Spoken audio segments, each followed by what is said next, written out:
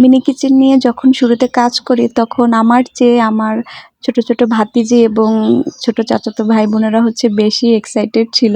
মানে আমি যেদিন হচ্ছে খেলনাগুলো কিনে আনার আগে যখন বলছি যেরকম ছোট হাঁড়ি পাতিলে রান্না করব, তো ওরা অনেক খুশি, আমাকে একদম ওই দিন বাজার পর্যন্ত আগায় দিয়ে আসছে।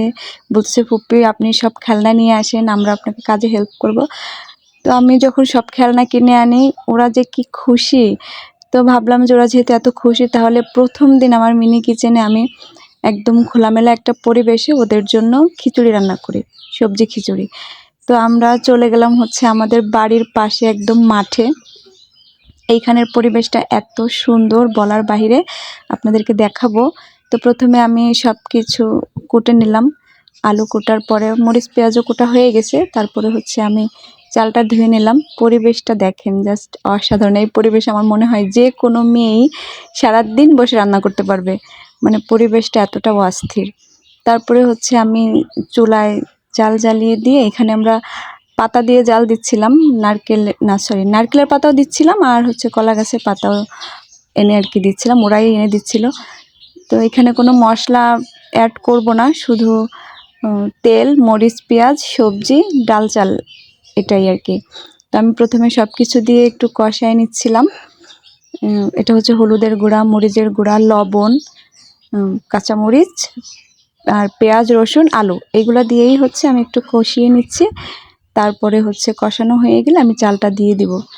তো এইখানে গাইস একটা কাজ হয়ে যায়, আমি যখন এখানে চাল দিয়ে নাড়া দেই না, তখন আমার পাতিলটা পড়ে যায়, যদিও ওইটার শ্যুট আমার নেওয়া হয় নাই। আর পরিবেশটা একটু দেখাই, দেখেন কি অসম্ভব সুন্দর পরিবেশ, মানে জাস্ট মায়ায় পড়ে যাওয়ার মতো।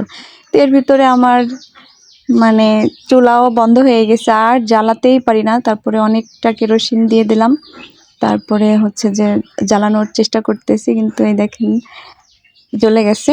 তারপরে আবার পাতিলটা দিয়ে দেবো। আর ওই যে নিচে দেখা যাচ্ছে ডাল চাল পড়ে গেছে, মানে আমি যখন নাড়তে যাই তখন পাতিল কাত হয়ে পড়ে গেছে, কিন্তু ওই শ্যুটটা আমার করা হয় নাই। তো এর ভিতরে দেখি যে আকাশে মেঘও করে ফেলছে। রান্না তো মাত্র শুরু করছি, এটা কষানো হয়ে গেছে। তারপরে হচ্ছে আমি পানিটা দিয়ে দিচ্ছি। তো এই দেখেন আমার অবস্থা এইভাবে পড়ে গেছিলো।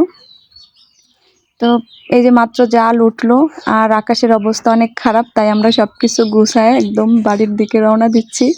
কিছু করার নেই, বাকি রান্নাটা হচ্ছে আমি আম্মুকে দিয়ে করাবো, কারণ আমি এখানে ব্যর্থ হয়ে গেছি আর কি, সাকসেসফুলি কাজটা করতে পারি নাই, কারণ আকাশে প্রচুর পরিমাণে মেঘ করছিল এবং বৃষ্টি এসেই যেত। তো তার আগেই হচ্ছে আমরা সব কিছু নিয়ে চলে গেছি। তো সবাই ভালো থাকবেন, আল্লাহ হাফেজ।